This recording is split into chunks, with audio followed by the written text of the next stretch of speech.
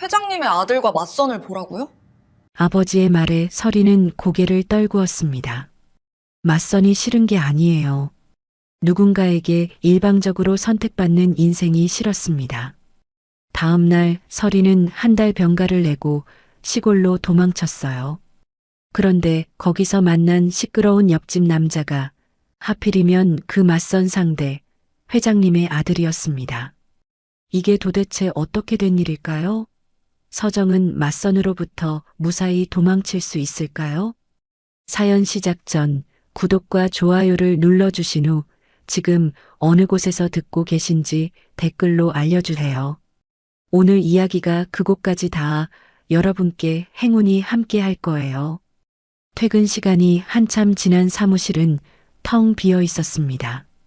서리는 책상 위에 쌓인 서류 더미 사이에서 형광펜을 굴리며 한숨을 내쉬었죠. 계약서 마지막 페이지를 넘기자 시계가 눈에 들어왔습니다. 밤 9시. 오늘도 야근이었어요. 32살 윤설인. 국내 손꼽히는 대기업 그룹의 계열사 법무팀 변호사였습니다. 남들이 보기엔 화려한 직장이었지만 그녀가 매일 마주하는 건 권력의 민낯이었어요. 갑질 소송을 무마하는 합의서, 불리한 증거를 덮는 비밀 유지 계약서, 그런 서류들이 서린의 손을 거쳐갔습니다. 처음엔 정의로운 변호사가 되고 싶었어요. 하지만 이 자리에 오래 있다 보니 알게 됐죠. 법은 때로 약자를 지키는 방패가 아니라 강자를 숨기는 가면이 된다는 것을요. 서리는 컴퓨터를 끄고 사무실을 나섰습니다. 엘리베이터 안에서 자신의 얼굴을 봤어요. 거울 속 여자는 눈밑이 푸르스름했고 입꼬리는 축 처져 있었습니다. 그날 저녁 서리는 아버지와 마주 앉았습니다. 아버지 윤명석은 그룹 계열 건설사의 대표였어요. 회장과 30년 넘게 함께한 사람이었죠. 덕분에 서린도 이 그룹에 들어올 수 있었습니다. 그게 감사하면서도 때로는 무거운 짐처럼 느껴지기도 했어요. 아버지가 찻잔을 들었습니다. 평소와 다른 점이 있었어요. 찻잔을 든 손이 미세하게 떨리고 있었죠. 서린아. 네, 아버지. 그룹 쪽에서 연락이 왔다. 서리는 젓가락을 내려놓았습니다. 아버지의 목소리가 평소보다 조심스러웠거든요. 맞선 제안이야. 맞선. 그 단어가 공기 중에 무겁게 내려앉았습니다. 상대가 누군데요? 브라이언 강이라고. 해외지사 총괄 출신이래. 회장님 아드님이시지. 서린의 눈이 커졌습니다. 그룹 후계자라니. 이건 단순한 맞선이 아니었어요. 회장이 직접 나서서 주선한 자리라는 뜻이었죠. 아버지는 서린의 눈을 피했습니다. 싫으면 안 나가도 된다. 내 인생이니까. 말은 그렇게 했지만 아버지의 표정은 달랐어요. 이마에 주름이 깊게 패여 있었고 시선은 계속 식탁 위를 맴돌았습니다. 서린은 그 모습을 놓치지 않았어요. 법무팀에서 수년간 사람들의 거짓말을 가려내며 익힌 본능이었죠. 아버지가 불편해하고 있었습니다. 거절하면 곤란해질 거라는 걸 알면서도 딸에게 강요하고 싶지 않아서 애쓰는 모습이 역력했어요. 서리는 속으로 생각했습니다. 맞선이 싫은 게 아니에요. 누군가에게 선택되는 인생이 싫은 거예요. 내가 원해서 만나는 게 아니라 회사를 위해, 아버지를 위해 자리에 나가야 한다는 게 싫었어요. 하지만 거절하면 어떻게 될까요? 아버지의 회사는 그룹에 속해 있었습니다. 회장의 심기를 거스르면 어떤 일이 벌어질지 서리는 법무팀에서 수없이 봐왔어요. 계약 해지, 거래처 압박, 조용한 퇴출. 그런 일들이 실제로 일어나는 곳이었죠. 생각해 볼게요. 서리는 그렇게만 대답했습니다. 아버지는 고개를 끄덕였지만 안도하는 표정은 아니었어요.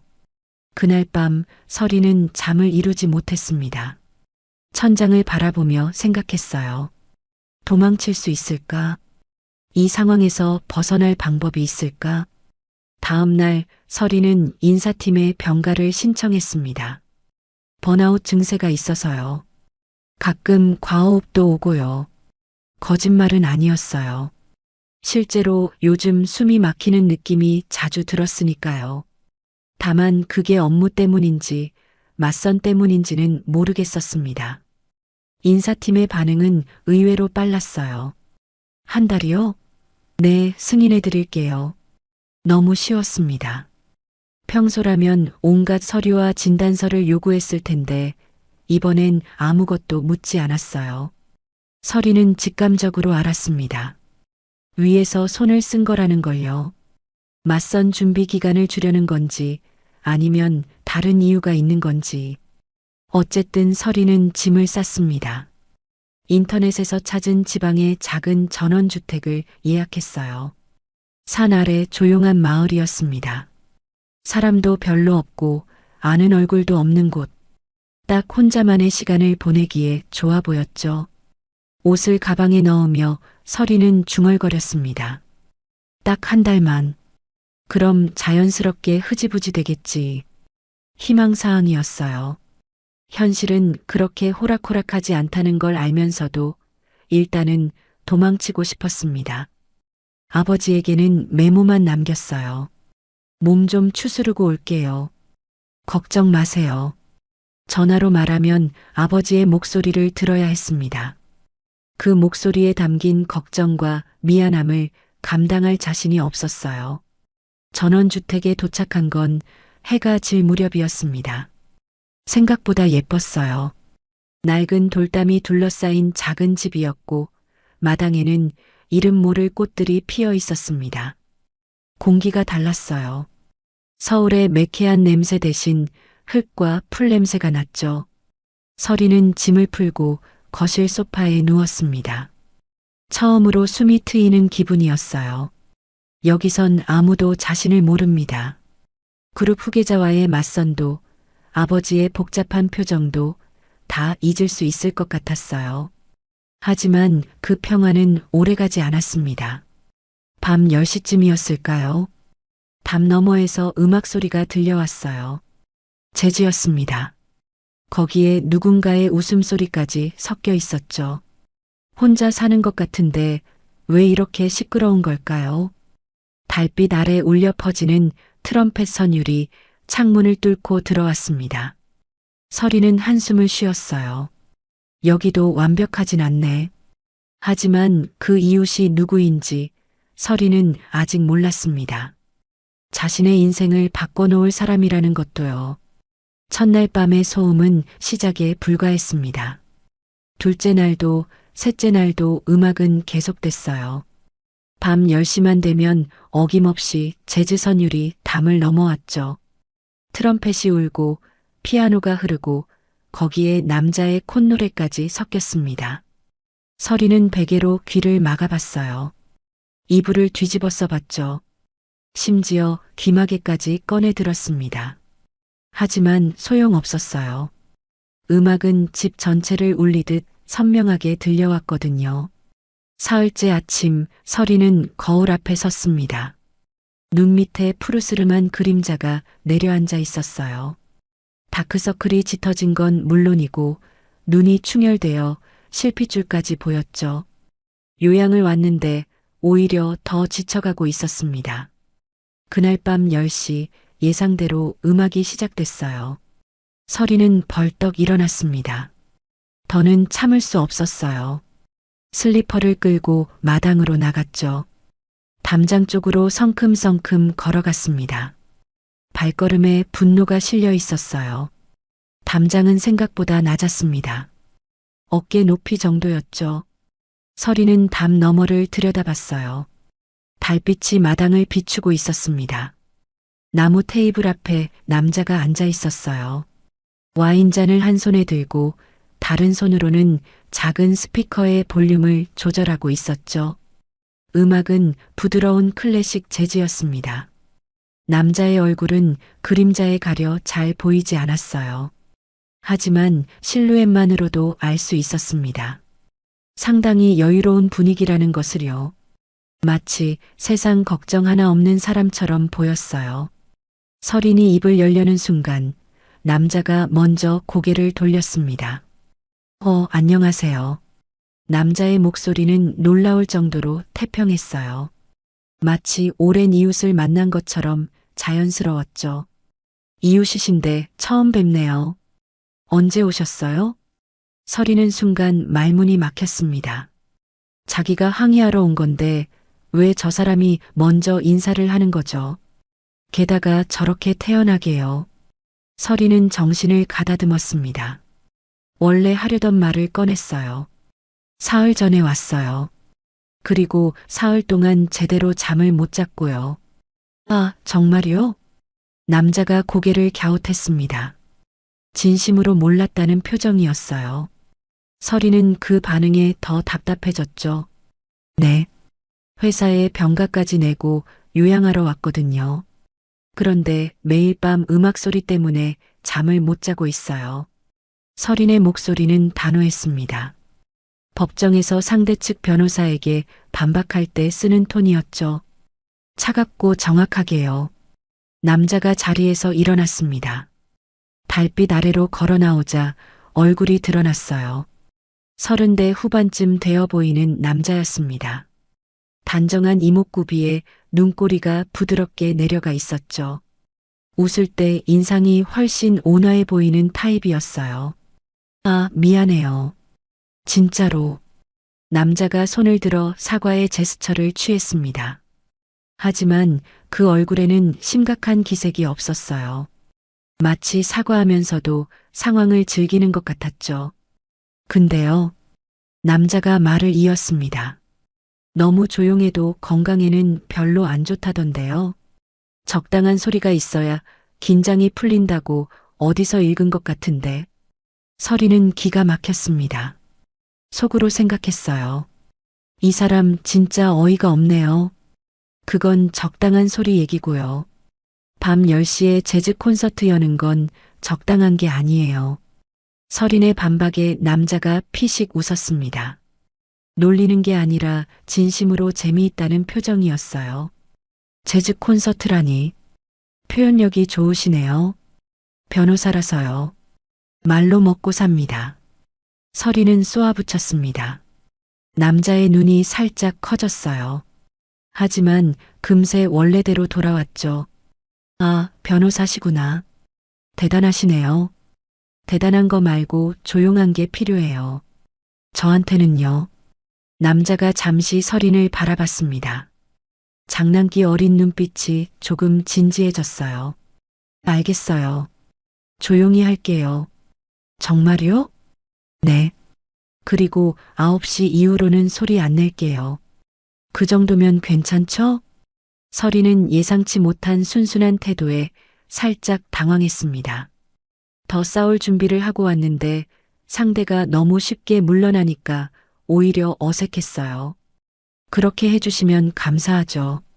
마지못해 대답했습니다. 남자가 다시 웃었어요. 저는 이준이에요. 강희준. 여기 한 달쯤 있을 것 같아요. 윤서린이요. 서리는 짧게 대답하고 돌아섰습니다. 더 대화할 이유가 없었거든요. 등 뒤로 남자의 목소리가 들렸어요. 오늘 밤은 푹 주무세요. 변호사님. 서리는 대답하지 않았습니다. 하지만 이상하게 발걸음이 조금 가벼워진 것 같았어요. 다음 날 오후 서리는 마을 슈퍼마켓에 갔습니다.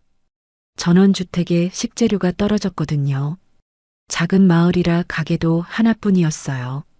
낡은 간판에 삐걱거리는 유리문이 달린 곳이었죠. 문을 열고 들어가는데 안쪽에서 익숙한 뒷모습이 보였습니다. 키가 크고 어깨가 넓은 남자. 어젯밤 담장 너머의 그 사람이었어요. 서리는 순간 발을 멈췄습니다. 마주치기 싫었어요. 슬쩍 뒤로 물러나려는데 이준이 고개를 돌렸습니다. 눈이 마주쳤어요. 서리는 모른 척하기로 했습니다. 고개를 돌려 진열대 쪽으로 걸어갔죠. 라면을 집고 계란을 집고 우유를 집었어요. 이준도 자기 물건을 고르는 것 같았습니다. 서로 한마디도 하지 않았어요. 묘한 긴장감이 흘렀습니다. 먼저 말 거는 쪽이 지는 것 같은 느낌이었죠. 계산대에 갔을 때 둘이 동시에 도착했습니다. 설인과 이준이 나란히 물건을 올려놓았어요. 점원 할머니가 번갈아 쳐다봤죠. 어머, 둘이 같이 왔어? 아니요. 설인이 빠르게 대답했습니다. 이웃이에요. 이준이 덧붙였죠. 할머니가 고개를 끄덕였어요. 요즘 젊은 사람들이 많이 오네. 좋은 일이야. 계산을 마치고 이준이 먼저 문을 나섰습니다. 그런데 그냥 가지 않고 문을 잡고 서 있었어요. 설인이 나올 때까지요. 설인은 그 배려를 무시했습니다. 고맙다는 말 없이 그냥 지나쳤어요. 이준이 뒤에서 중얼거리는 소리가 들렸죠. 차갑기도 하시네.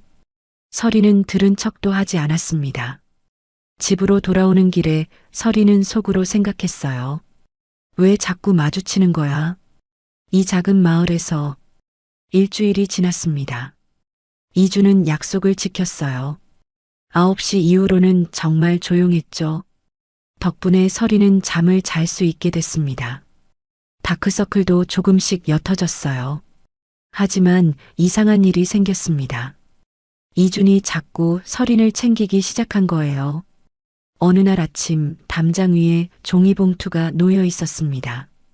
열어보니 따끈한 호두과자였어요. 쪽지가 붙어 있었죠.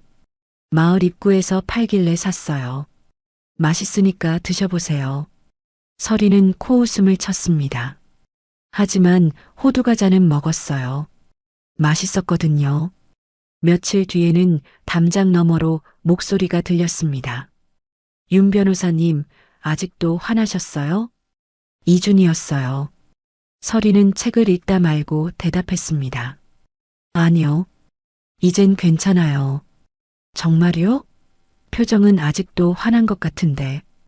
원래 이런 얼굴이에요. 설이는 퉁명스럽게 대답했습니다. 담 너머에서 웃음소리가 들렸어요. 그럼 다행이네요. 그렇게 담을 사이에 두고 짧은 대화가 오가기 시작했습니다. 오늘 저녁 뭐 드세요? 라면이요.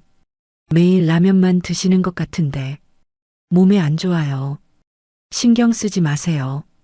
된장찌개 끓였는데 나눠드릴까요? 설이는 거절하려다가 멈췄습니다. 사실 라면에 질려 있었거든요. 잠시 망설이다가 대답했어요. 그럼 조금만요. 그날 저녁 담장 위로 냄비가 건네졌습니다. 따끈한 된장찌개였어요. 두부도 넉넉히 들어 있었죠. 설이는 혼자 밥을 먹으며 생각했습니다. 이상한 사람이네. 그 후로도 음식을 나누는 일이 늘어갔어요. 설인이 과일을 사오면 이준에게 나눠주고 이준이 반찬을 만들면 설인에게 건넸죠. 얼굴을 마주보고 먹는 건 아니었습니다. 그냥 담장 위로 물건이 오갔어요.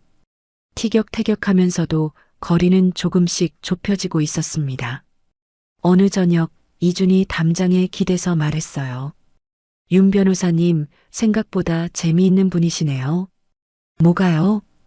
겉으론 차가운 척 하는데 호두과자는 다 드시고 된장찌개 냄비는 깨끗이 비워놓고 설인의 얼굴이 살짝 붉어졌습니다.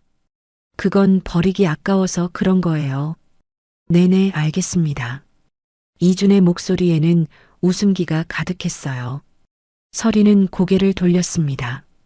하지만 입꼬리가 살짝 올라가는 건 숨길 수 없었죠. 해가 뉘엿뉘엿 질 무렵이었습니다. 설이는 집 안에만 있기 답답해서 산책을 나섰어요. 마을 뒷길은 한적했습니다. 논밭 사이로 난 좁은 길을 따라 걷다 보니 마음이 조금씩 풀리는 것 같았죠. 그런데 앞쪽에서 익숙한 뒷모습이 보였습니다. 키가 크고 어깨가 넓은 남자. 이준이었어요. 설이는 잠시 멈칫했습니다. 돌아갈까 싶었어요. 하지만 이미 같은 방향으로 걷고 있었고 다른 길도 없었죠. 어쩔 수 없이 그대로 걸었습니다. 이준이 뒤를 돌아봤어요. 서린을 발견하고는 걸음을 늦췄습니다. 윤 변호사님도 산책이에요? 네. 그냥요. 서린은 짧게 대답했습니다. 나란히 걷게 됐어요. 어색한 침묵이 흘렀죠. 이준이 먼저 입을 열었습니다. 전망대 가보셨어요? 여기서 조금만 더 올라가면 있어요. 전망대요? 네. 야경이 꽤 괜찮아요. 마을 불빛이 다 보이거든요. 서리는 망설였습니다. 이 사람과 함께 가야 할 이유가 있을까요? 하지만 마땅히 거절할 명분도 없었어요. 그리고 솔직히 조금 궁금하기도 했죠. 그럼 잠깐만요. 둘은 나란히 오르막길을 올랐습니다. 10여 분쯤 걸었을까요? 작은 정자가 나타났어요. 마을이 한눈에 내려다 보이는 곳이었습니다. 해가 거의 지고 있었어요. 하늘이 붉은 빛에서 보랏빛으로 변해가고 있었죠. 마을 곳곳에서 하나둘 불이 켜지기 시작했습니다. 서리는 정자 난간에 기대어 섰습니다. 이준도 옆에 섰어요. 예쁘네요. 서린이 작게 말했습니다. 진심이었어요. 서울에서는 볼 수 없는 풍경이었거든요. 그렇죠? 저도 여기 좋아서 자주 와요. 잠시 침묵이 흘렀습니다. 바람이 불어와 서린의 머리카락을 흔들었어요. 이준이 슬쩍 서린을 쳐다봤습니다. 근데 윤 변호사님. 네. 요양치고는 너무 멀쩡하신 것 같은데요. 서린의 어깨가 살짝 굳었습니다. 이준이 말을 이었어요. 병가 내고 왔다고 하셨잖아요. 근데 아픈 사람 얼굴은 아닌 것 같아서요. 서린은 대답하지 않았습니다. 멀리 마을 불빛을 바라봤어요. 뭐라고 말해야 할지 몰랐거든요. 이준은 더 이상 캐묻지 않았습니다. 그냥 옆에 서서 같이 풍경을 바라봤죠. 한참이 지났습니다. 서린이 먼저 입을 열었어요. 사실은요. 이준이 고개를 돌렸습니다. 아픈 게 아니라 도망 온 거예요. 도망이요? 서린은 한숨을 내쉬었습니다. 가슴 한쪽이 답답했어요. 누군가에게 말하고 싶었던 걸지도 모릅니다. 서울에서는 할 수 없었던 말을요. 맞선 때문이에요. 피해서 온 거예요. 맞선이요? 이준의 목소리가 살짝 달라졌습니다. 하지만 서리는 눈치채지 못했어요. 네. 회사 쪽에서 제안이 왔어요.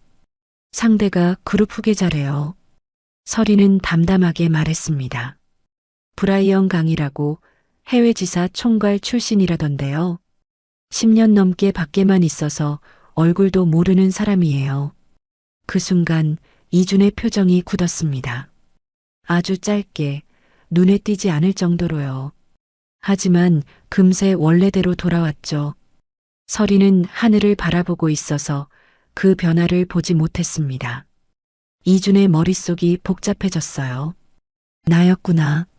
이 사람이 피하고 있던 맞선 상대가 나였어. 윤명석 대표의 딸. 아버지인 회장님이 자신에게 소개해주겠다던 그 여자가 윤서린.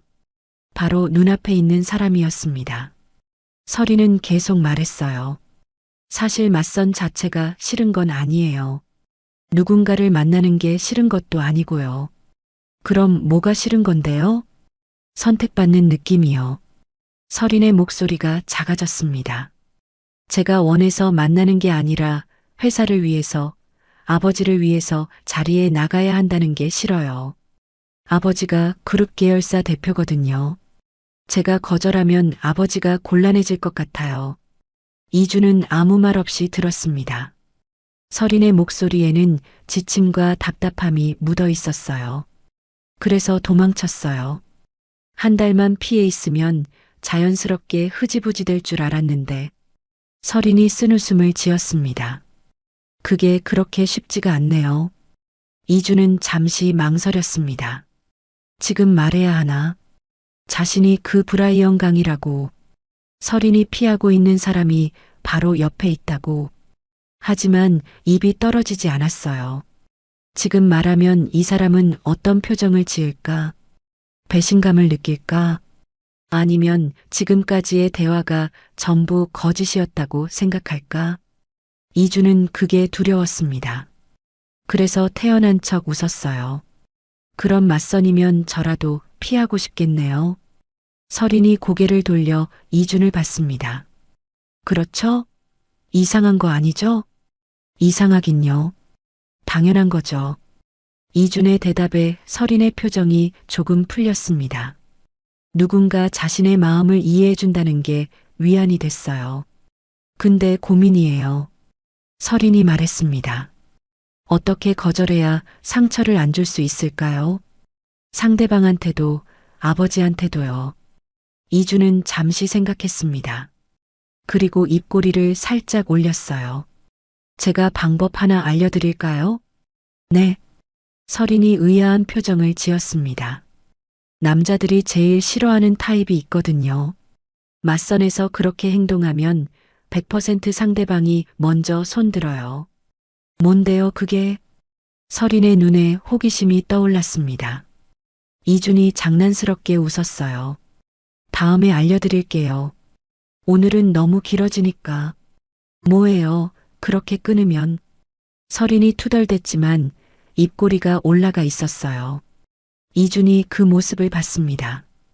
웃는 얼굴이 예쁘네. 마음속으로 생각했지만 입 밖으로 내지는 않았어요. 둘은 전망대를 내려왔습니다. 어느새 하늘에는 별이 떠 있었어요. 설인의 발걸음이 올라올 때보다 가벼웠습니다.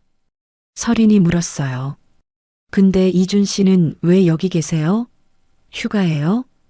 이준이 잠시 멈칫했습니다. 저도 도망 온 거예요. 네. 그동안 쉴 틈 없이 일했거든요. 또 다른 시작을 하기 전에 숨 좀 쉬고 싶었어요. 설인은 고개를 끄덕였어요. 오늘 고마워요. 설인이 말했습니다. 뭐가요? 그냥요. 들어줘서요. 설인은 처음으로 진심 어린 미소를 지었습니다. 차갑던 얼굴이 부드러워 보였어요. 이주는 그 미소를 바라봤습니다. 그리고 생각했죠. 말하지 못했어. 가슴 한쪽이 무거워졌지만 내색하지 않았습니다. 다음 날 저녁 설인은 담장 앞에서 이준을 기다리고 있었습니다. 약속한 것도 아닌데 자연스럽게 그렇게 됐어요. 해가 지면 담장 앞에 나와 앉는 게 어느새 습관처럼 되어버렸죠. 이준이 나타났습니다. 손에 캔 맥주 2개를 들고 있었어요. 기다리셨어요? 아니요, 그냥 바람 쐬러 나온 거예요. 설인은 시치미를 뗐습니다. 이준이 피식 웃으며 맥주 하나를 건넸어요. 자, 오늘 특강 시작합니다. 특강이요? 맞선에서 차이는 법. 어제 약속했잖아요. 이준이 진지한 표정을 지었습니다. 마치 대학 강의실의 선 교수처럼요.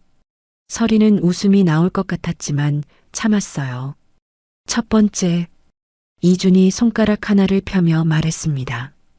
질문을 쉴 새 없이 던지세요. 상대방이 말할 틈이 없을 정도로요. 그게 왜요? 남자들은 자기 얘기하는 거 좋아하거든요. 근데 한마디도 못하게 하면 짜증이 나죠. 어디 사세요?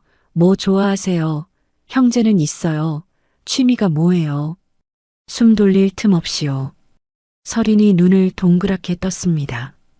황당하면서도 일리가 있는 것 같았어요. 두 번째, 상대가 직업 얘기를 시작하면 하품하세요. 하품이요?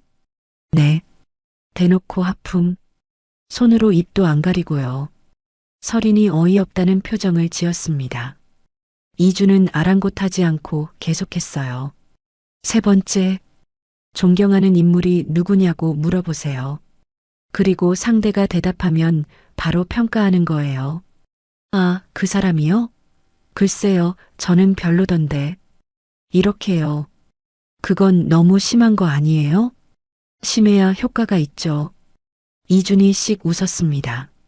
설인의 입꼬리가 슬슬 올라가기 시작했어요. 네 번째, 본인 자랑을 과하게 하세요. 제가 사실 굉장한 사람이거든요. 이런 식으로요. 그럼 정말 이상한 사람처럼 보이겠네요. 맞아요. 그게 목적이에요. 이준이 손가락 5개를 모두 폈습니다. 마지막 5번째. 핸드폰을 자꾸 보세요. 대화 중에도 계속요. 이러면 100% 상대방이 먼저 포기해요. 제가 보장합니다. 서리는 더 이상 참지 못하고 웃음을 터뜨렸습니다. 한참을 웃다가 겨우 진정했어요. 이거 경험담이에요? 이준의 표정이 잠깐 굳었습니다.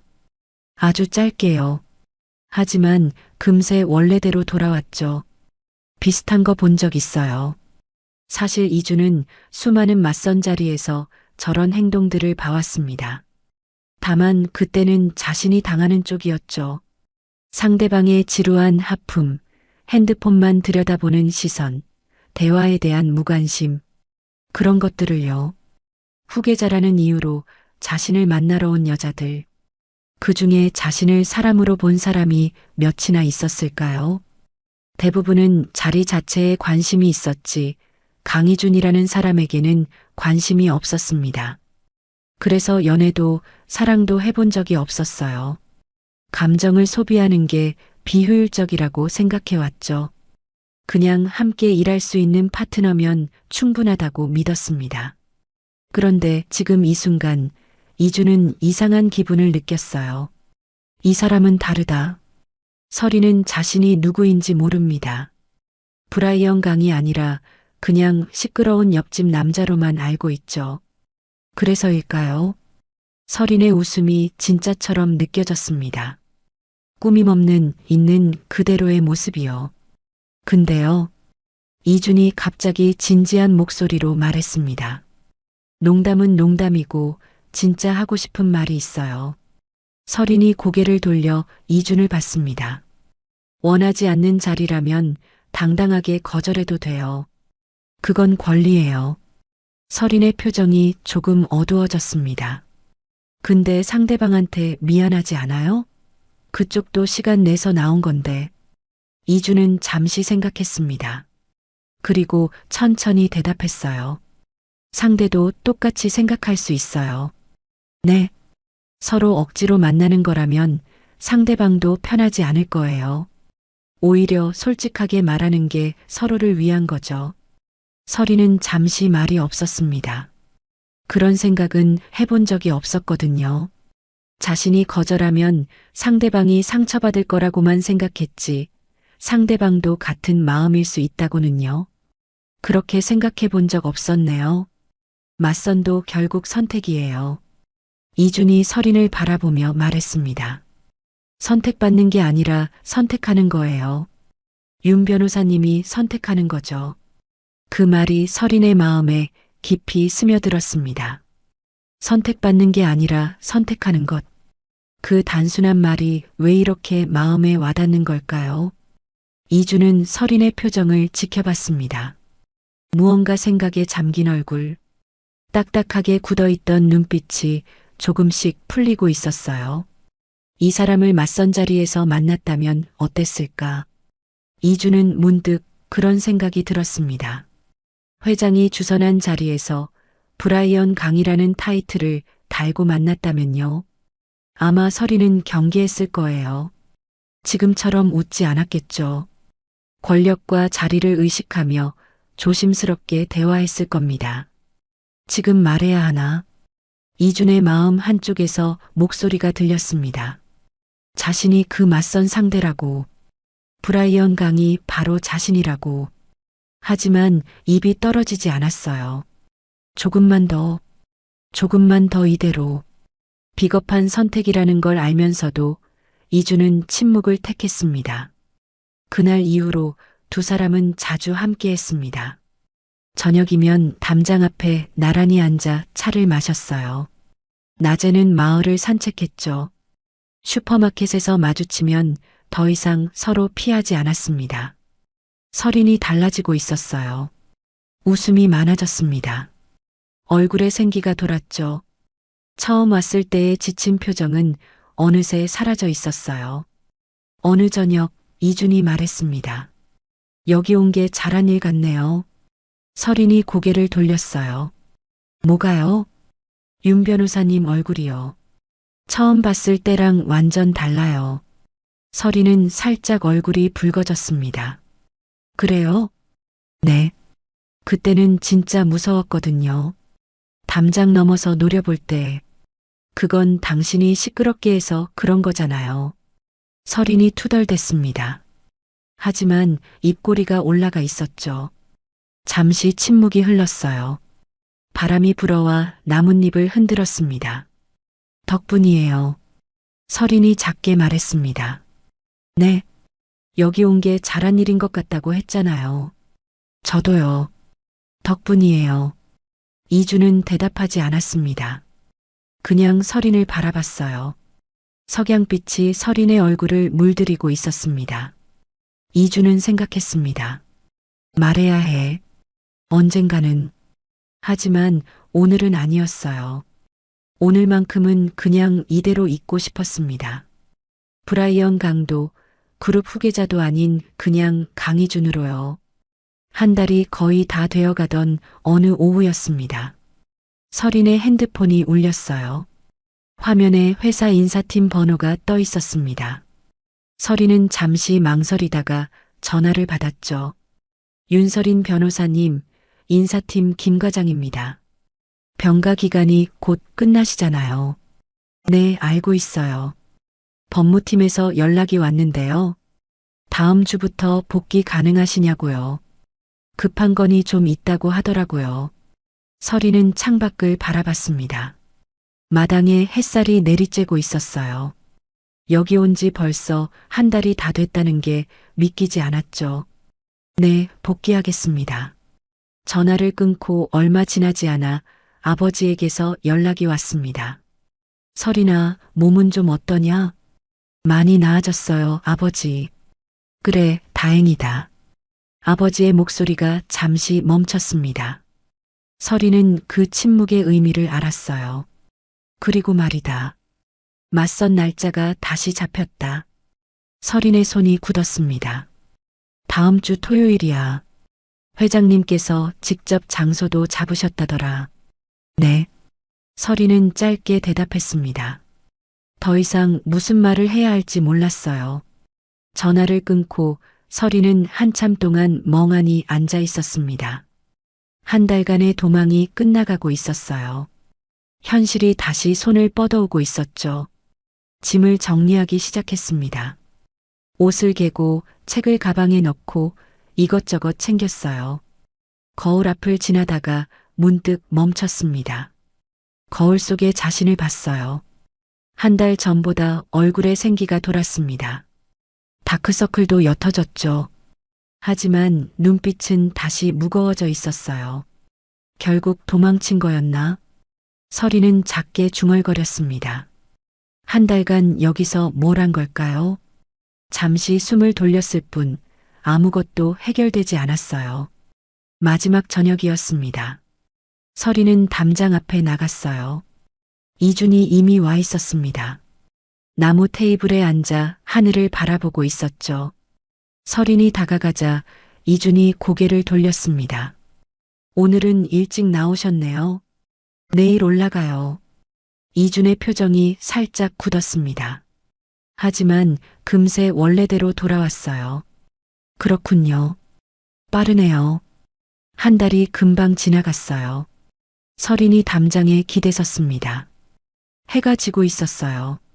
하늘이 붉게 물들어가고 있었죠. 맞선, 결국 나가야 할 것 같아요. 이주는 대답하지 않았습니다. 설인을 바라보는 눈빛이 복잡했어요. 지금 말해야 하나? 내가 그 사람이라고. 하지만 입이 떨어지지 않았습니다.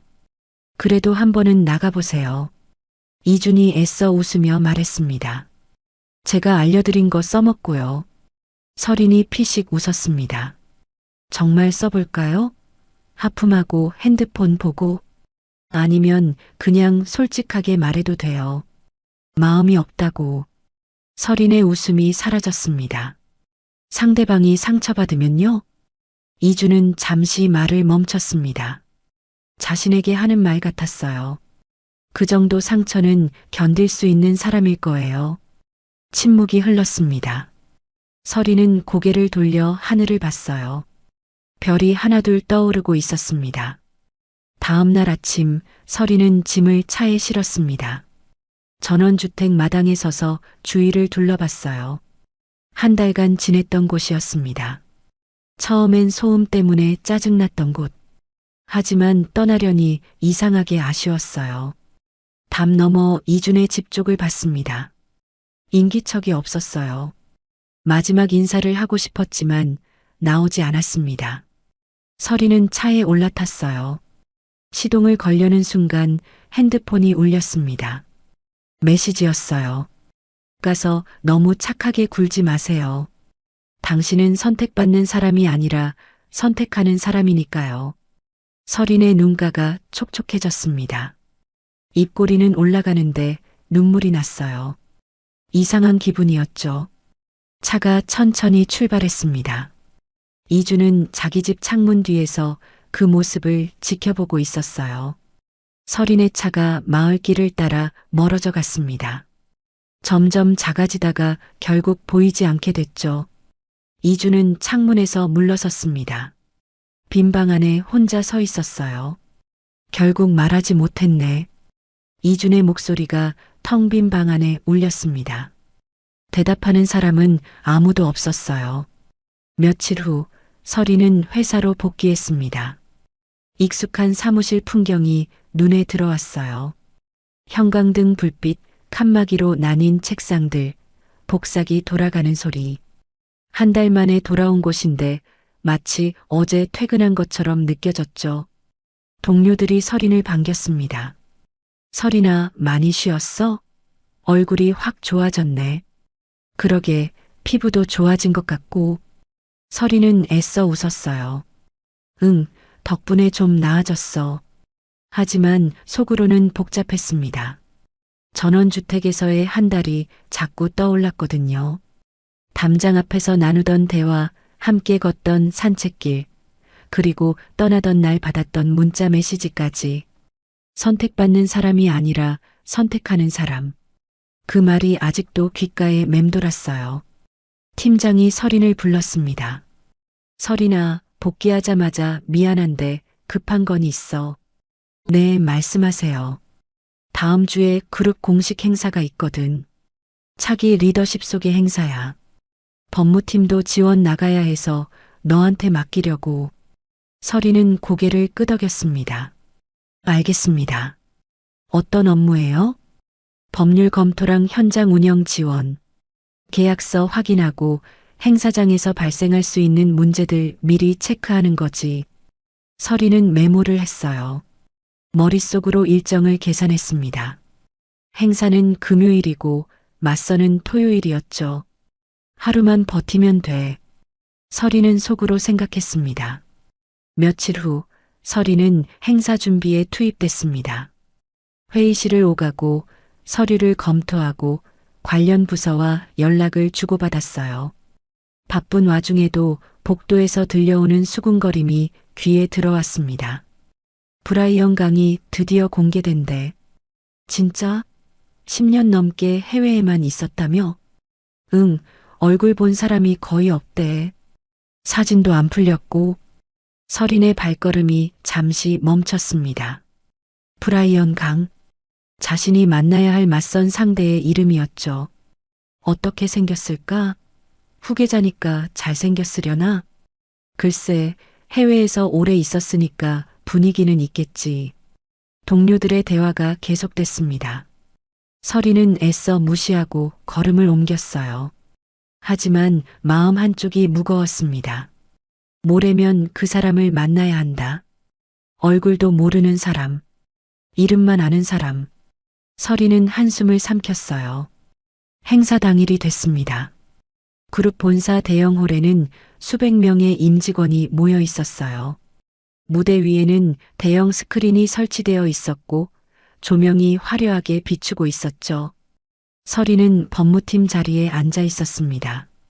행사 진행 상황을 체크하며 서류를 넘기고 있었어요. 무대 위로 회장이 올라갔습니다. 70대의 노인이었지만 눈빛은 날카로웠어요. 마이크를 잡자 홀 안이 조용해졌습니다. 오늘 여러분께 공식적으로 소개할 사람이 있습니다. 회장의 목소리가 홀 전체에 울려 퍼졌어요. 10년간 해외 지사를 이끌며 탁월한 성과를 낸 인물입니다. 우리 그룹의 미래를 책임질 사람이죠. 서리는 별 관심 없이 서류를 보고 있었습니다.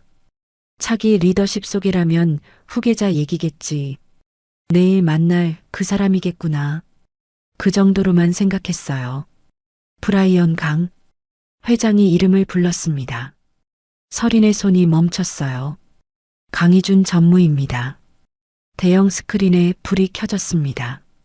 서린은 고개를 들었어요. 그리고 그 자리에서 얼어붙었습니다. 화면 속 남자는 이준이었어요. 전원주택 옆집에 살던 그 남자. 담장 너머로 음식을 나눠 먹던 사람. 맞선 거절법을 알려주던 그 사람이었습니다. 서린의 머릿속이 하얘졌어요. 뭐야 이게. 우레와 같은 박수가 쏟아졌습니다. 이준이 단상으로 걸어 나왔어요. 단정한 정장 차림이었습니다. 전원주택에서 편한 옷을 입고 있던 모습과는 완전히 달랐죠. 이준이 마이크를 잡았습니다. 짧은 인사말을 시작했어요. 좋은 자리에 서게 되어 영광입니다. 앞으로 그룹의 발전을 위해. 서리는 한마디도 귀에 들어오지 않았습니다. 눈앞이 아찔했어요. 손이 떨렸죠.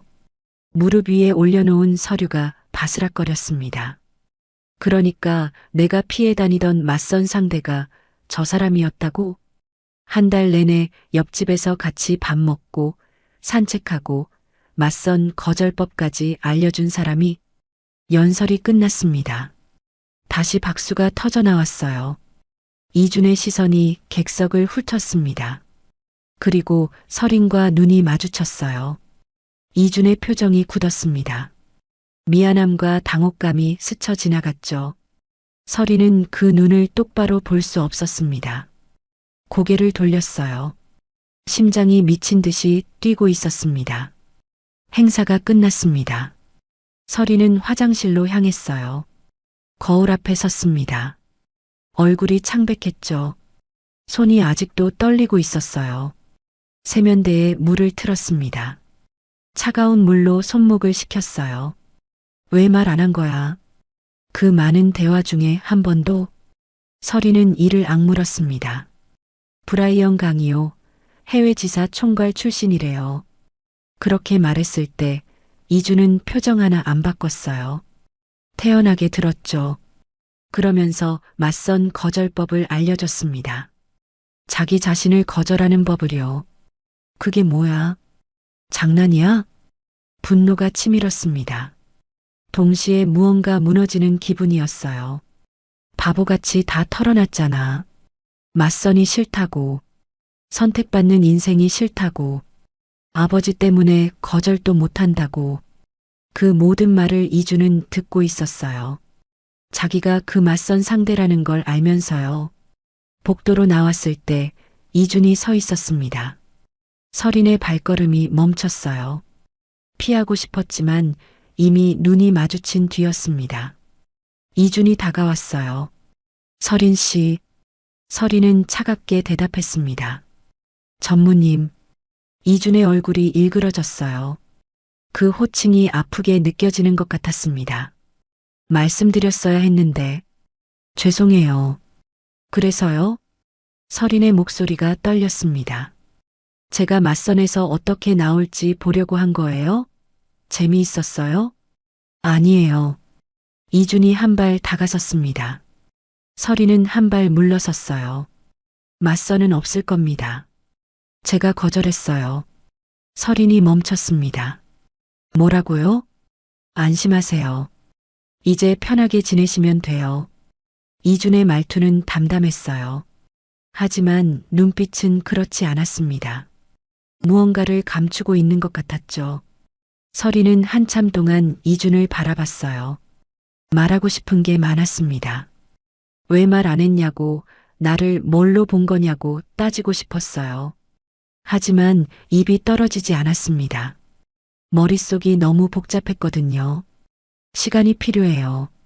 서리는 그 말만 남기고 돌아섰습니다. 등 뒤로 이준의 시선이 느껴졌지만 뒤돌아보지 않았어요. 복도를 걸어나가는 서린의 눈가가 촉촉해졌습니다. 이준은 그 자리에 서서 서린의 뒷모습을 바라봤어요. 말하고 싶었던 말들이 목구멍에서 맴돌았습니다. 미안해요. 당신을 속이려던 게 아니에요. 그냥 조금 더 그 시간에 머물고 싶었어요. 브라이언 강이 아닌 그냥 이준으로. 하지만 그 말은 끝내 입 밖으로 나오지 않았습니다. 그날 밤 10시 그룹 본사 최상층 사무실에 불이 켜져 있었습니다. 박도연 부회장이 창밖을 바라보고 있었어요. 50대 후반의 남자였습니다. 날카로운 눈매에 흰머리가 섞인 단정한 머리. 회장 다음 서열로 그룹 전략 부문을 총괄하는 사람이었죠. 문이 열렸습니다. 박세라가 들어왔어요. 30대 초반의 여자였습니다. 아버지를 닮은 날카로운 인상에 세련된 정장 차림이었죠. 그룹 전략 기획실 팀장이었습니다. 아버지, 왔구나. 도연이 의자에 앉았습니다. 세라가 맞은편에 섰어요. 이준 전무가 맞선을 거절했답니다. 도연의 눈썹이 살짝 움직였습니다. 이유가 뭐래? 명확하지 않아요. 다만 세라가 말을 끊었습니다. 도연이 고개를 들었어요. 다만 지방에 내려가 있을 때 옆집에 여자가 있었다고 합니다. 세라가 서류 봉투를 내밀었습니다. 도연이 받아서 열었어요. 안에는 사진 몇 장과 인사 기록이 들어 있었습니다. 윤설인, 법무팀 변호사, 윤명석 대표의 딸. 도연의 눈빛이 차가워졌습니다. 윤명석의 딸이라. 원래 맞선 상대였지. 네.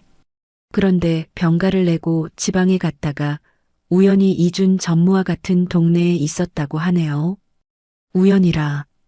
도연이 코웃음을 쳤습니다. 세상에 그런 우연이 어디 있겠어요. 이준 전무가 그 여자 때문에 거절한 걸까요? 확실하진 않다. 도연이 서류를 책상 위에 내려놓았습니다. 하지만 가능성은 있지. 세라의 눈이 빛났어요. 제거해야 합니다. 너무 직접적이면 안 된다. 도연이 손가락으로 책상을 두드렸습니다. 톡, 톡, 톡.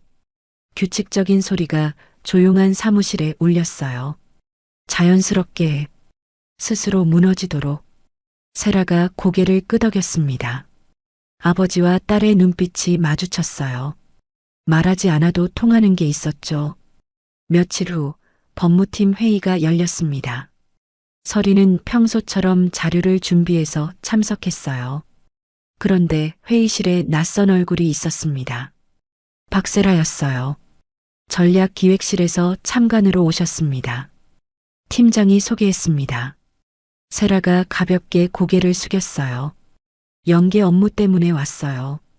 신경 쓰지 마시고 진행하세요. 회의가 시작됐습니다. 새로운 계약건에 대한 검토였어요. 서린이 자료를 넘기며 말했습니다. 이번 조항은 상대방에게 너무 불리합니다. 이대로 가면 나중에 분쟁 소지가 있어요.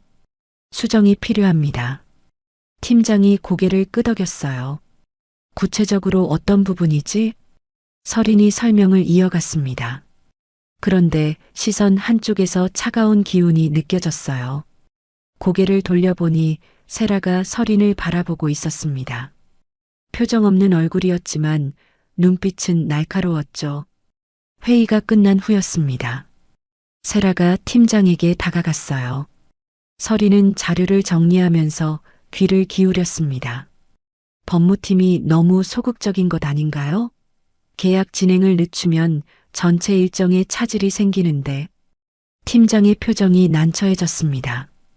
저희는 리스크를 검토하는 게 업무라서요. 물론 이해해요.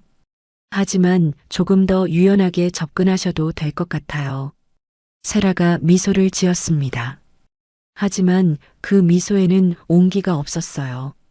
서리는 불안한 예감이 들었습니다. 며칠 뒤 회사 익명 게시판에 글이 올라왔습니다. 법무팀 누가 전무님이랑 지방에서 같이 있었다던데 맞선 상대였다가 후계자 유혹하려고 접근한 거 아님? 병가 내고 같은 동네 간 게 우연일까? 서리는 동료에게서 그 얘기를 들었어요. 서리나, 너 봤어? 익명 게시판에 이상한 글 올라왔어. 뭔데? 보여줄까? 아니다. 안 보는 게 나을 것 같아. 동료의 표정이 미묘했습니다. 서리는 직감적으로 알았어요. 자기 얘기라는 걸요. 소문은 빠르게 퍼졌습니다. 복도를 지나갈 때마다 수군거림이 들렸어요. 시선이 따라붙었죠. 함께 점심 먹자던 동료들이 슬슬 피하기 시작했습니다. 서리나, 오늘 점심은 선약이 있어서. 아, 그래. 괜찮아.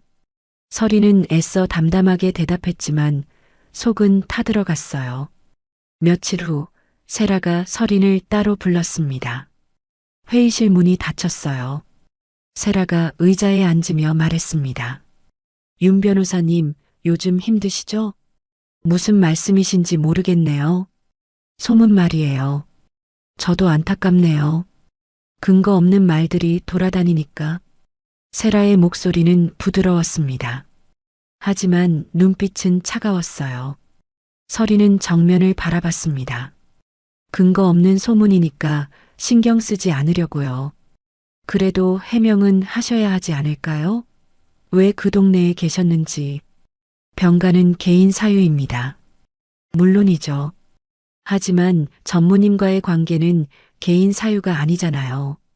세라가 몸을 앞으로 기울였습니다. 회사에서 일어난 일은 회사 문제니까요. 서린의 손이 떨렸습니다. 하지만 내색하지 않았어요. 전무님과 저는 아무 관계도 없습니다. 그렇게 말씀하시니 다행이네요. 세라가 일어섰습니다. 문 앞에서 멈추며 말했어요.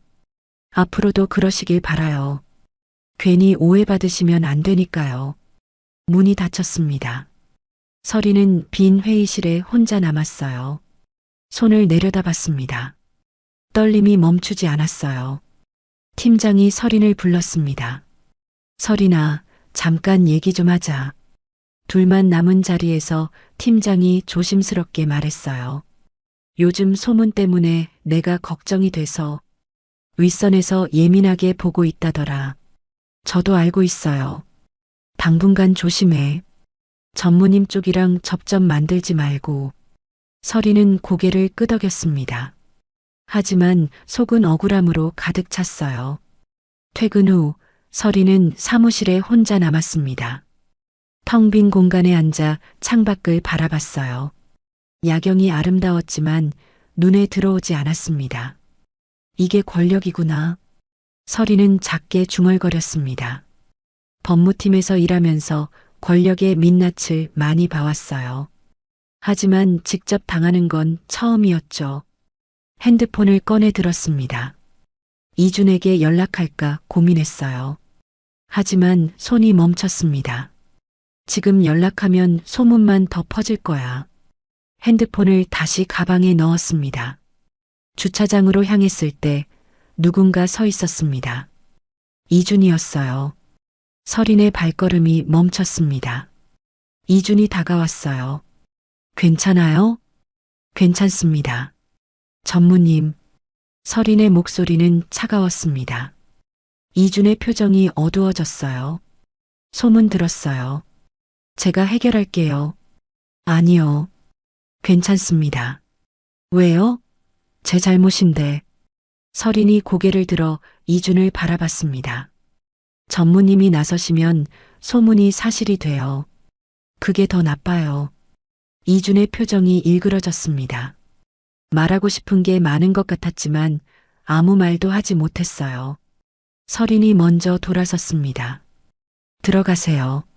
저도 갈게요. 서린의 차가 주차장을 빠져나갔습니다. 이준은 혼자 남았어요. 차 안에 앉아 핸드볼을 쥐었습니다. 이렇게 놔둘 수 없어. 이준이 핸드폰을 꺼냈습니다. 연락처를 스크롤했어요. 한 번호에서 멈췄습니다. 전화를 걸었어요. 신호음이 울렸습니다. 네, 전무님. 지금 시간 돼요? 얘기할 게 있어요. 이준의 목소리는 낮고 단호했습니다. 누구에게 전화한 걸까요? 그 대답은 아직 아무도 몰랐습니다. 다음 날 아침 설인의 핸드폰에 메시지가 도착했습니다. 점심시간에 회사 밖에서 만나요. 도와줄 방법이 있어요. 이준이었어요.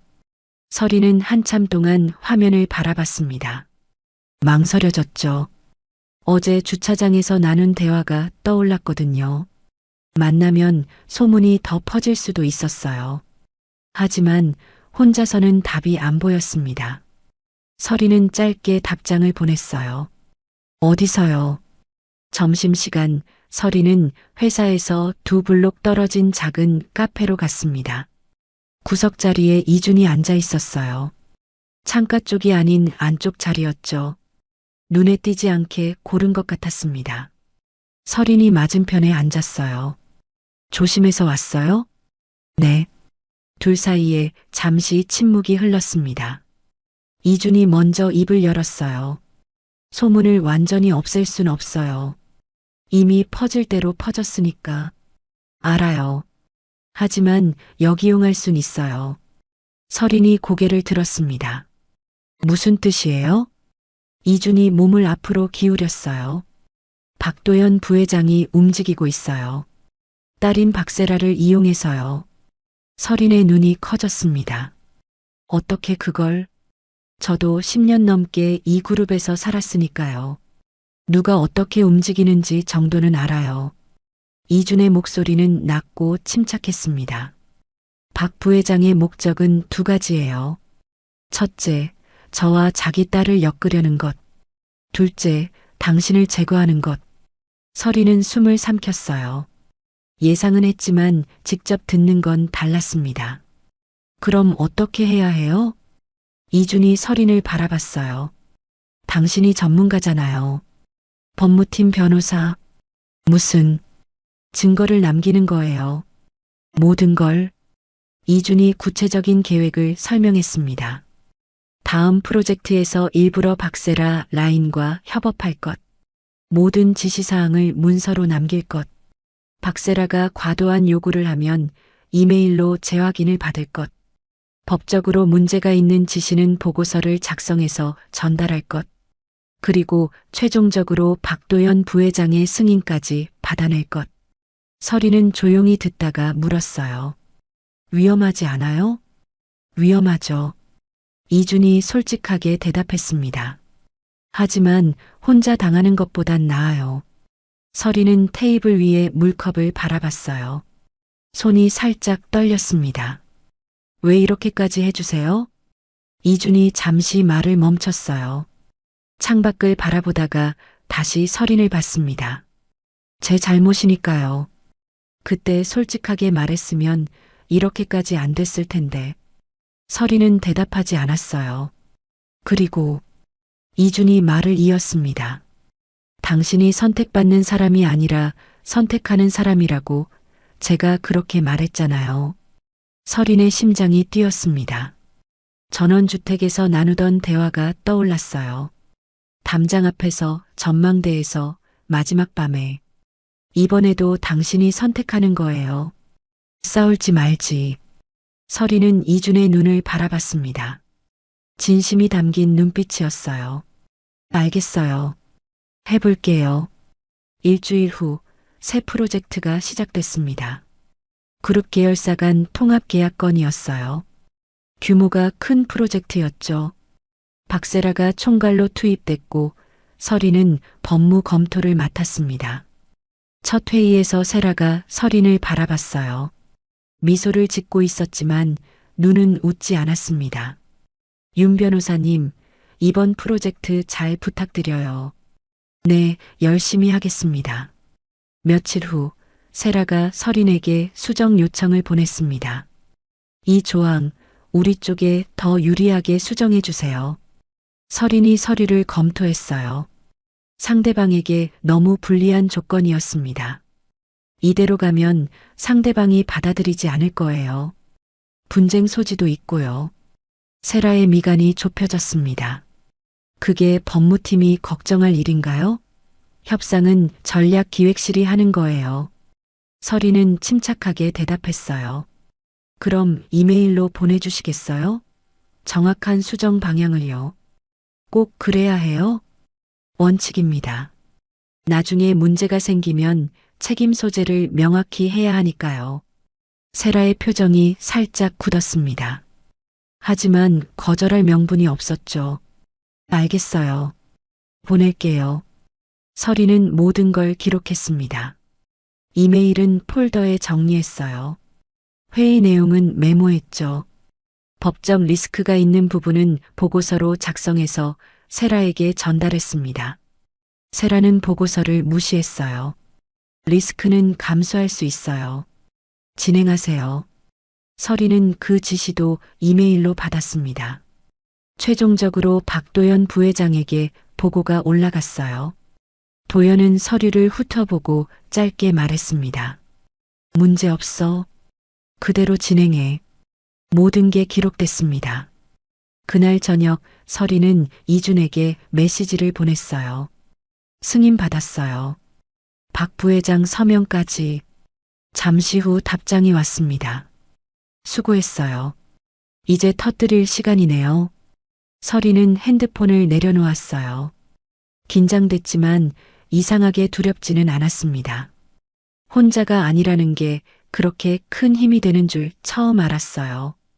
다음 날 이준은 회장에게 면담을 요청했습니다. 회장실 문이 닫혔어요. 이준이 서류를 내밀었습니다. 계열사 통합계약건에 법적 리스크가 있습니다. 회장이 서류를 받아들었어요. 박 부회장이 승인했다던데? 그래서 더 문제입니다. 이준의 목소리는 단호했습니다. 회장의 눈이 좁아졌어요. 서류를 천천히 넘기기 시작했습니다. 폭풍 전야의 고요함이 사무실을 감쌌습니다. 임원 회의실의 문이 열렸습니다. 회장이 상석에 앉아 있었어요. 그 옆으로 박도연 부회장, 이준 전무, 그리고 관련 팀장들이 자리했죠. 긴장감이 회의실을 가득 채웠습니다. 회장이 먼저 입을 열었어요. 계열사 통합계약건에 문제가 있다고 들었네. 도연이 침착하게 대답했습니다. 과장된 보고입니다. 프로젝트는 순조롭게 진행되고 있습니다. 이준이 서류 뭉치를 꺼냈어요. 법무팀 보고서를 보시죠. 회장이 서류를 받아들었습니다. 페이지를 넘기는 동안 회의실은 조용했어요. 설인이 준비한 자료들이었습니다. 법적 리스크 분석, 박세라의 수정 지시 이메일, 설인의 반대 의견서, 그리고 박도연의 최종 승인 문서까지 모든 게 시간순으로 정리되어 있었죠. 회장의 눈빛이 차가워졌습니다. 도연이 말했어요. 이건 전략적 판단이었습니다. 계약을 유리하게 이끌기 위한 협상 전술이죠. 이준이 반박했습니다. 전략이 법을 어겨도 된다는 뜻입니까? 회장이 세라를 바라봤어요. 박 팀장. 세라가 긴장한 표정으로 대답했습니다. 예, 회장님. 법무팀의 반대 의견을 무시한 이유가 뭔가? 그건 프로젝트 일정상 어쩔 수 없었습니다. 일정이 법보다 중요한가? 세라의 얼굴이 창백해졌어요. 말을 잇지 못했습니다. 회장이 서류를 내려놓았어요. 그리고 최근 사내에 도는 소문에 대해서도 얘기해야겠군. 도연의 어깨가 살짝 굳었습니다. 강 전무와 윤 변호사에 대한 소문 말이네. 이준이 대답했어요. 사실무근입니다. 하지만 같은 동네에 있었다는 건 사실 아닌가? 우연이었습니다. 그리고 그게 업무와 무슨 상관입니까? 회장이 고개를 끄덕였어요. 자네 말이 맞네. 회장이 도연을 바라봤습니다. 박 부회장, 이 소문이 어디서 시작됐는지 아나? 도연이 침묵했어요. 이준이 추가 자료를 꺼냈습니다. 익명 게시판 글의 IP 추적 결과입니다. IT팀에서 협조를 받았어요. 서류가 회장에게 전달됐어요. 회장의 눈이 좁아졌습니다. 대부분이 전략기획실에서 작성됐군. 회장의 목소리가 낮아졌어요. 조직을 사적으로 이용했단 말인가. 도연이 급하게 말했습니다. 회장님, 오해입니다. 저는 그런 지시를 한 적이 없습니다. 오해? 증거가 다 있는데? 회의실에 무거운 침묵이 흘렀습니다. 하지만 도연은 쉽게 물러서지 않았어요. 회장님, 한 가지 말씀드려도 되겠습니까? 회장이 고개를 끄덕였습니다. 도연이 핸드폰을 꺼냈어요. 화면을 회의실 스크린에 연결했습니다. 뉴스 기사가 떠올랐어요. 그룹 후계자와 직원의 스캔들, 기업 이미지의 타격. 오늘 아침에 올라온 기사입니다. 도연의 목소리는 침착했어요. 인터넷 댓글도 보시죠. 스크린에 댓글들이 스크롤됐습니다. 후계자가 직원이랑? 그룹 망하겠네. 저런 회사 제품 안 산다. 권력으로 여직원 꼬신 거 아님? 회장의 얼굴이 굳었어요. 도연이 말을 이었습니다. 지금 중요한 건 누가 옳으냐가 아닙니다. 그룹 이미지가 실시간으로 망가지고 있어요. 이 상황에서 저를 처벌하시면 어떻게 되겠습니까? 회장이 가만히 듣고 있었어요. 내부 분열이 외부에 알려집니다. 언론이 더 파고들겠죠. 주가도 영향을 받을 거예요. 도연이 이준을 바라봤습니다. 강전무, 당신이 진짜 그룹을 생각한다면 이 건은 조용히 덮는 게 맞아요. 윤 변호사도 보호하고 싶다면요. 이준의 주먹이 꽉 쥐어졌어요. 하지만 반박할 말이 쉽게 나오지 않았습니다. 회장이 잠시 생각에 잠겼어요. 박 부회장 말도 일리가 있군. 이준의 얼굴이 어두워졌습니다. 바로 그때 회의실 문이 열렸어요. 설인이 들어왔습니다. 손에 태블릿을 들고 있었죠. 실례합니다, 회장님. 모두의 시선이 설인에게 쏠렸어요. 설인이 태블릿을 회장에게 건넸습니다. 방금 올라온 기사입니다. 화면에는 새로운 뉴스가 떠 있었어요. 그룹 내부 고발, 전략기획실의 조직적 여론 조작 정황. 기사 내용이 스크린에 표시됐습니다. 익명 게시판 조작, 가짜 기사 유포, 댓글 알바 동원까지 전략기획실의 조직적인 움직임이 상세히 적혀 있었어요. 도연의 얼굴이 창백해졌습니다. 설인이 말했어요.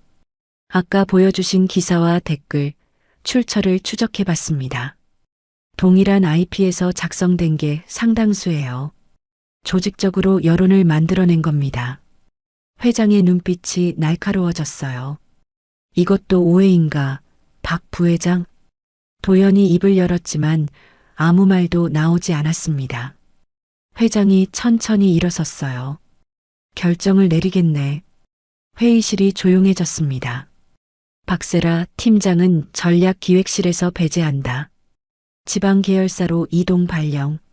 세라의 얼굴이 일그러졌어요. 박도연 부회장은 공식 경고 처분. 프로젝트 권한은 축소한다. 도연이 이를 악물었습니다. 하지만 반박하지 못했어요. 그리고 윤설인 변호사.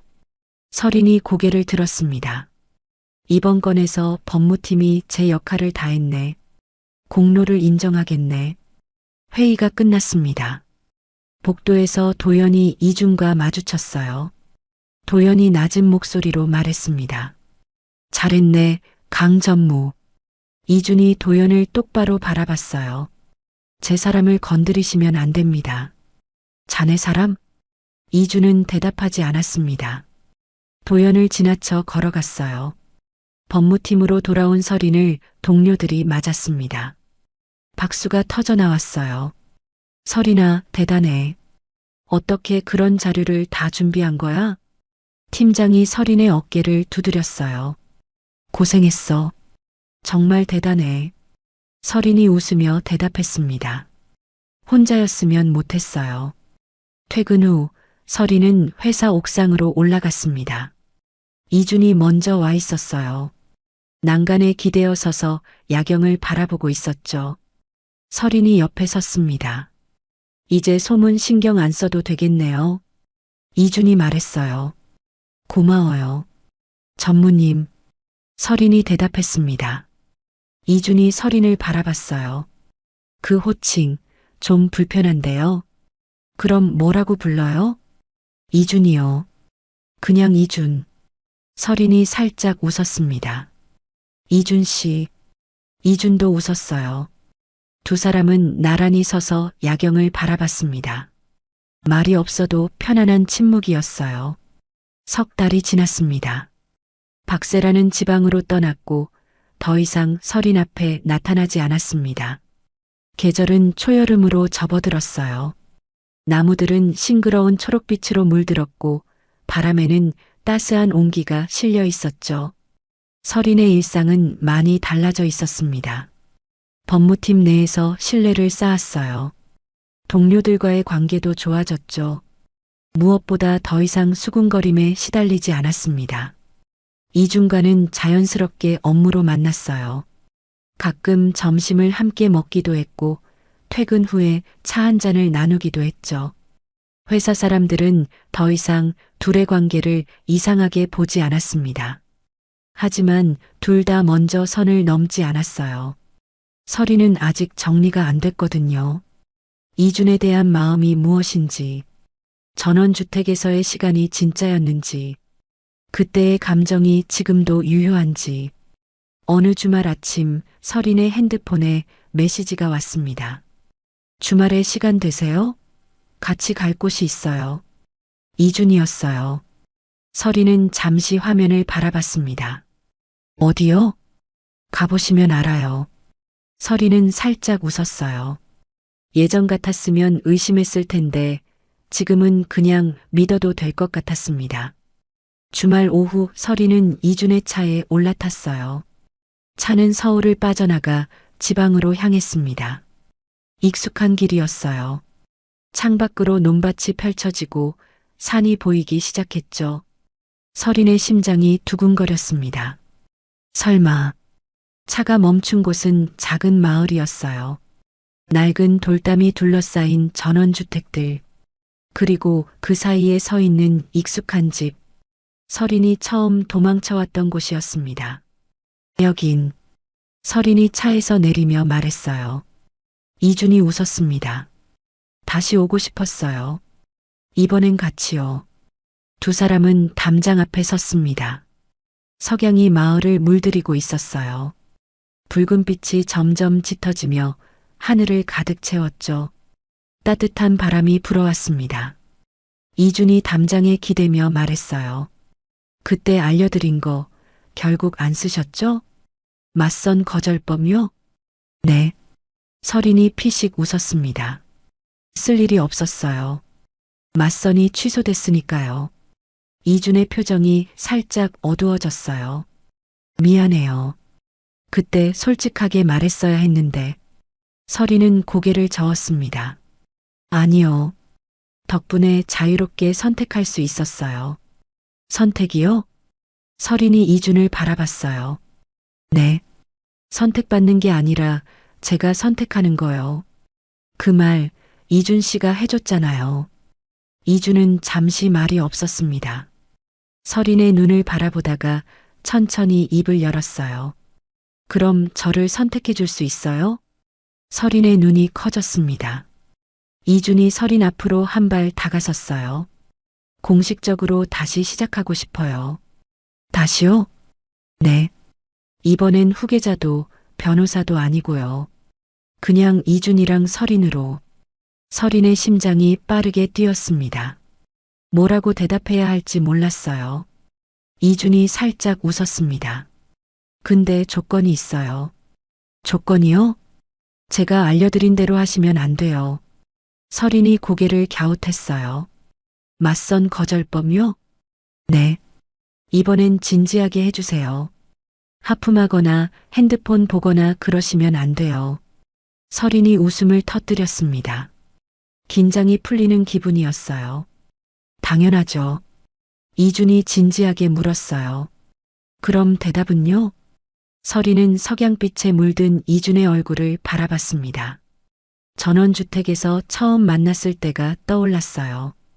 담장 너머로 시끄럽게 음악 틀던 사람, 맞선 거절법을 알려주던 사람, 그리고 자신을 지켜주던 사람. 이번엔 좋아요. 서린이 대답했습니다. 미소를 지으며요. 이준의 얼굴이 환하게 펴졌어요. 처음 보는 표정이었습니다. 그동안 늘 절제하던 사람이 이렇게 웃을 수도 있구나, 서린은 생각했어요. 그때 서린의 핸드폰이 울렸습니다. 아버지였어요. 잠깐만요. 서린이 전화를 받았습니다. 서린아, 지금 어디냐? 지방에 왔어요. 예전에 갔던 곳이요.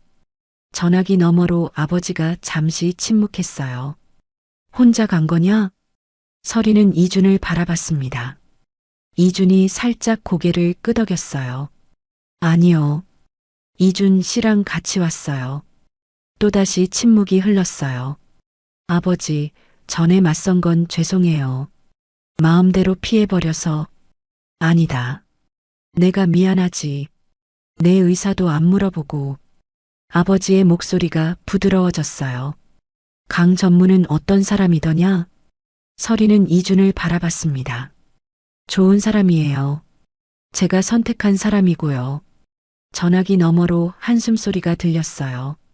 하지만 안도하는 느낌이었죠. 그래, 내가 선택했다면 아버지는 믿는다. 감사해요, 아버지. 전화를 끊고 나서 서린이 말했어요. 아버지가 인사하고 싶대요. 나중에요. 이준이 웃었습니다. 각오하고 있었어요. 회장님은요? 서린이 조심스럽게 물었어요. 이준이 잠시 생각하다가 대답했습니다. 아버지는 제가 행복하길 바라세요. 방식이 좀 서툴렀을 뿐이죠. 맞선도 그래서 주선하신 거고요. 화해하신 거예요? 화해라기보다 이해했어요. 서로를요. 이준이 서린의 손을 잡았습니다. 이제 우리 얘기만 하면 돼요. 두 사람은 담장에 나란히 기대어 섰습니다. 석양이 지고 있었어요. 하늘이 붉은 빛에서 보랏빛으로 변해가고 있었죠. 마을은 고요했습니다. 이준의 손이 서린의 손을 꼭 잡았어요. 서린도 그 손을 잡아줬습니다. 이제 도망 안 쳐도 되죠? 이준이 물었어요. 서린이 웃었습니다. 네. 이제 도망칠 필요 없어요. 왜요? 선택했으니까요. 두 사람은 서로를 바라보며 미소 지었습니다. 바람이 불어왔어요. 나뭇잎들이 살랑거렸죠. 저 멀리서 새들이 노래했습니다. 누군가에게 선택받는 인생이 아니라 스스로 선택하는 인생. 그것이 진정한 자유였습니다. 그리고 서리는 그 자유를 찾았어요. 자신의 손으로, 자신의 마음으로요. 담장 앞에 선 두 사람의 모습이 석양 속으로 물들어갔습니다. 이야기는 여기서 끝이 나지만 두 사람의 시작은 이제부터였습니다. 오늘 이야기 어떠셨나요? 여러분의 마음에 작은 울림을 드렸다면 좋아요와 구독을 눌러주세요. 또 다른 이야기들이 여러분을 찾아갑니다. 오늘 하루도 건강히 잘 보내시고 다음 영상에서 다른 고운 인연으로 인사드리겠습니다. 감사합니다.